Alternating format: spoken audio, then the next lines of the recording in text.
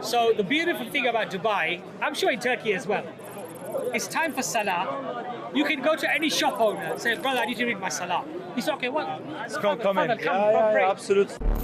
There's a lot of people entering Islam now because a lot of people want something like an anchor. Yes. You know, a lot of what's happening now, just like everything's becoming very objective. Yes. Subjective. Yes. And people want an anchoring because at the end of the day, it's what you feel in your heart. And we all know what happens to a ship without an anchor, don't we? Yeah, exactly. Emotions lead to the rationality. Well, emotion. If you're overtly emotional, then you may be thinking not rationally or reasonably. Yes, but you need to build a relationship between the emotional and the rational. Look, we are emotional beings, but if we make decisions based more upon emotions, then we're generally likely to get things wrong. Come back sober next time. It'd be a more fruitful discussion. Why? You won't waffle so much. In waffle, there is reason. Watching back, you'll see the coherency. You lost it a bit. You want there to not be any coherency, my friend. Okay, watch it back. Some of my family live here, so I come often. Oh, alhamdulillah. Nice. Yeah. Where, in Dubai or? Dubai, yeah. Oh, mashallah. Yeah. So I grew up in Dubai. Oh, nice. But I lived in the UK for 9 years. Uni, worked here. Dubai's nice. I like Dubai. Yeah. It's very relaxed, you know. It's it's a bit superficial, but it's what you make out of it. It's what you make out of it. Yeah. Exactly. If you want to go to the mosque, mashallah, you got beautiful mosques. There's mosque everywhere, and there's prayer rooms in every mall. Every mall, and it's comfortable. And even if when I went to, mashallah, and brother, when I went to Dubai, I spent about 8 months in Dubai. Yeah. I had a business in Abu Dhabi. Okay. I had a water sports business. Okay. Jet skis, speedboats. Yeah. Whereabouts in Jumeirah? No, in Abu Dhabi was behind the Intercontinental Hotel. Okay, nice. There's a marina there. Yeah. So the beautiful thing about Dubai, I'm sure in Turkey as well, it's time for Salah. You can go to any shop owner and say, brother, I need to read my Salah. He's okay, what? Come in. Yeah, absolutely. Everyone, there's a lot of respect for it. There's a lot of respect for it. There's no stigma. And they give you Ariane, the yogurt drink, and they say, you're going to take something with you. Perfect stranger. But alhamdulillah, because we're Muslim, we speak as if we're brothers. Yeah, absolutely. We don't have this, absolutely. Who are you? Why are you asking me? Why are you talking to me? Alhamdulillah, we don't have this. It's wherever you go. It's a community, alhamdulillah. You can do that here too. You can, but there's something about Turkey. Mashallah, you can. But there's something about the Turkish people, and mashallah, even in the Middle East as well, that there is a level of enthusiasm for meeting your brother or your sister, and then helping them. There's like this real enthusiasm, and it's very refreshing because you can actually, there's one thing. In England, we have a saying. I'm sure you have in Turkey and in UAE and what have you as well. Actions speak louder than words. Oh yeah, of course. It's very easy to say something, but when the person's demeanor, their actions are really full of love, you feel it. Yeah, absolutely. It's not just the words, subhanAllah. Yeah, and you see it a lot in like the Middle Eastern culture. Yes. People are more willing to be hospitable and everything. But in this society over here, people are very individualistic. Yes. But if you're nice, If you're nice, they will be nice to you. They will be. You know, if you ask someone, how are you? Yes. I was just saying this to my sister. Yes. If you ask someone, how are you? Yes. In London, some people get really shocked. They're like, what do you mean? I ask who are you? Yeah. But then as soon as they open up, it's like they're actually as nice as you. No, alhamdulillah, we're very lucky. I was born here. The people in England generally are good people. Yeah, they are. Much of their ill feeling towards Islam it's just for the media. It's for the media. Yeah, but people are waking up. Of course they are. And I think there's a lot of people entering Islam now because a lot of people want something like an anchor. Yes. A lot of what's happening now is just like everything's becoming very objective. Yes. Subjective. Yes.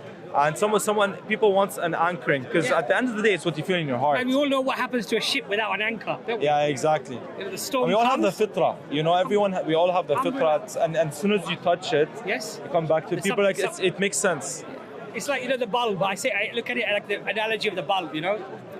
It's got dirty, and in the world and all the materialism and everything clouds the bulb. Absolutely. And what Islam does is it washes away the dust and the dirt. Yeah.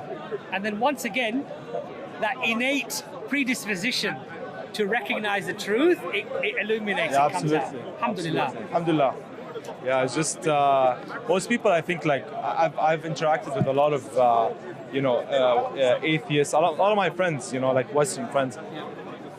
Whenever I explain to them, like the argument from contingency or whatever, they're like, it makes sense, but they're like, I'm not ready to take that step because subhanAllah, like your desires are like us as humans, you have to be a slave to something. Yes. And leaving out your desires for something that's just a concept, it's hard. Very hard.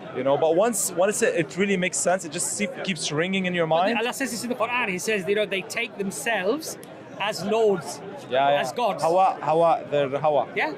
Whatever they desire, it becomes what they do. So they are a slave, but they're a slave to their ego. Absolutely. They're a slave for their desires. They're slaves to many things. And Allah says in the Quran that Allah says that you can either enslave yourself to 100 masters, or you enslave yourself to the one. Yeah, Allah. and then that's when you're truly free. Absolutely. Yeah. Because look, everyone that thinks they're free, they wear the clothes they wear because the fashion dictates to them what is acceptable. Absolutely. They eat the food because of what the fashion of the time, the culture tells them to. Absolutely. Even their thinking on aspects of morality are heavily influenced and governed by their society. 100%. They step out of the line and they'll be ridiculed, and they don't want to be ridiculed. Yes. So you are a slave, whether you like it or you you have don't. to be a slave as a human. Right. It's You can either be a slave to yourself. or to your passions, to your desires. Or to the creator, right? Yeah, absolutely. It's a fine line. A good decision to make. I like your tie, by the way. Oh, I like your dress, my friend. Thank you. Where are you from?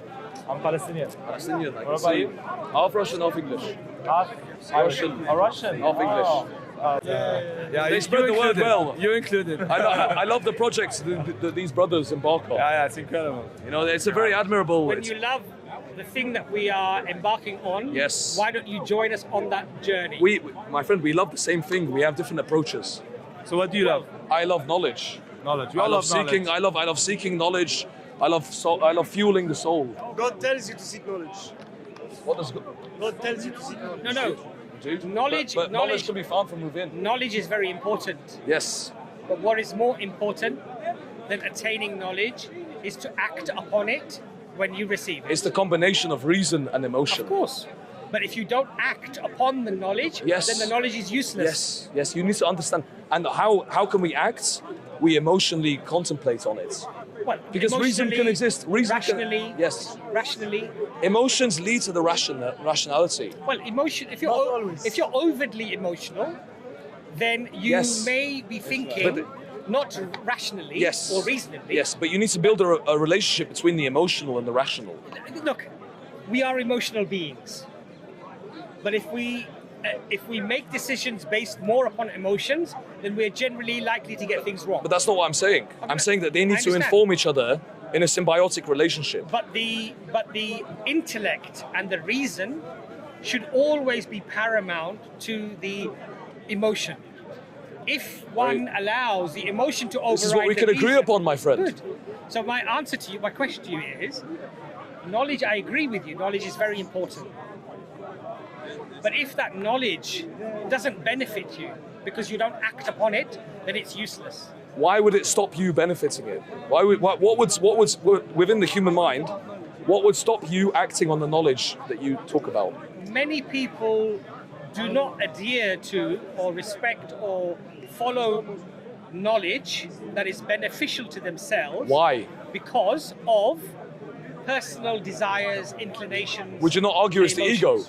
It can be the ego, or it can be something that perhaps they find difficult because of dependency, for example. So the ego prevents true knowledge.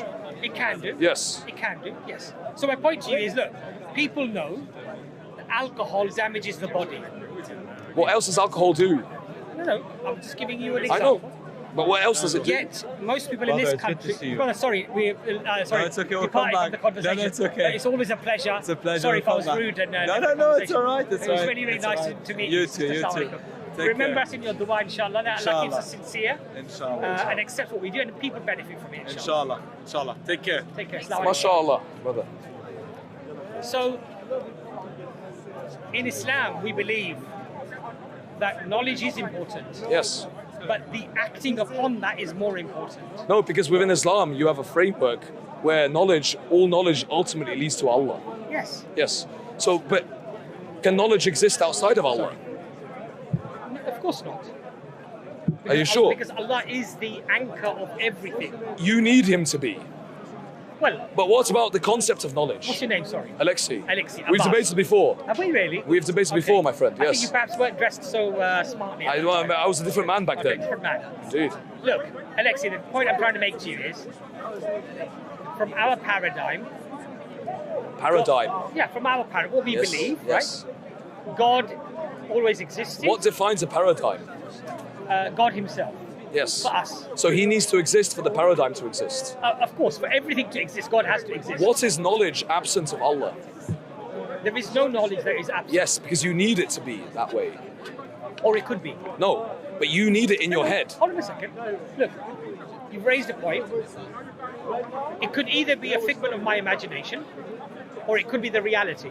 How is it the reality? No, I'm just saying. Those are the variables, aren't they? But where does it come from? No, that's a separate question. That's that. Where it comes from informs what it exists. What exists as. Fundamentally, either God knows everything or He doesn't. There are You there's no need other him. concept. You need God to know anything or Okay. not to know anything. But- Why don't you know anything? Alexei, that doesn't change what I just said to you. It does. No. It does because there is a relationship that you build with Either God. God does know everything, or He doesn't. No, Either God exists or He doesn't. That's You're already placing me within your That's paradigm. fine. No, but you see what you're doing. No, but I accept that. No, but I see exactly what you're doing Yes. because you're already placing me within the paradigm of your own beliefs. Yes. What I'm arguing is that there are different axioms with which to argue these beliefs from. So within your paradigm, God has to exist. Of course. But I'm saying when you offer a different paradigm where God doesn't need to exist, you understand the meaning of God Himself.